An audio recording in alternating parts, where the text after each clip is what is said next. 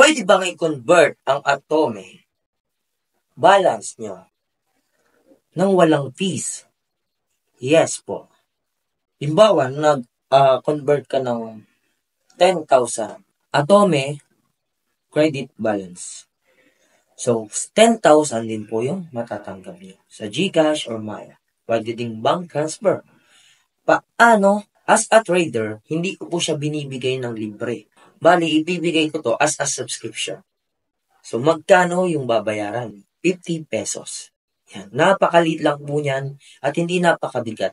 50 pesos lang. After nun, ituturo ko na kung paano yung process. Kung saan kayo pupunta, saang website, ano yung requirements, yan.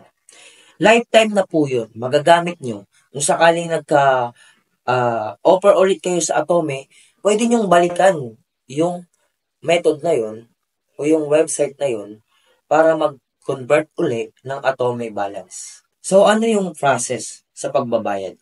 May ibibigay po akong payment form na kung saan doon kayo magbabayad. Yan. Bali, mag-upload kayo ng file which is yung receipt. Katunayan na nagbayad kayo sa akin. Saan naman kayo mag-e-inquire kung tapos na kayong magbayad, no? Saan nyo naman ipapakita? Ipapakita nyo sa akin yan, sa aking verified Facebook account. So dito, hindi nyo na kailangan pumunta sa mga traders na may mga transaction fee o service fee na malalaki. So dito, binibigay ko na lang siya sa inyo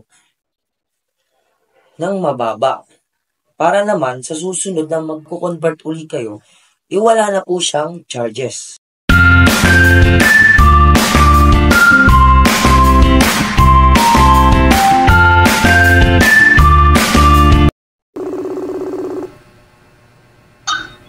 Hello po.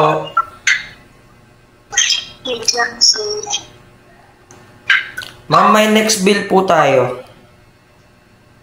Po? May next bill po tayo. I-check nyo lang po. Kaya nyo po ba mag-share screen? Sorry, sir? Mag-share screen po para ma-guide ko po kayo.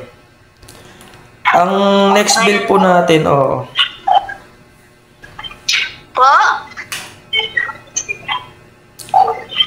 Yung next bill po natin, ma'am, yung Meralco.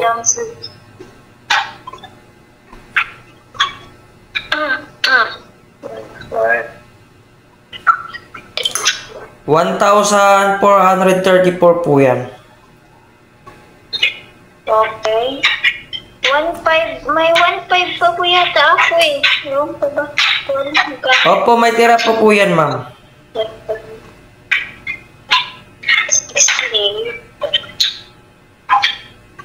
Same lang po sila.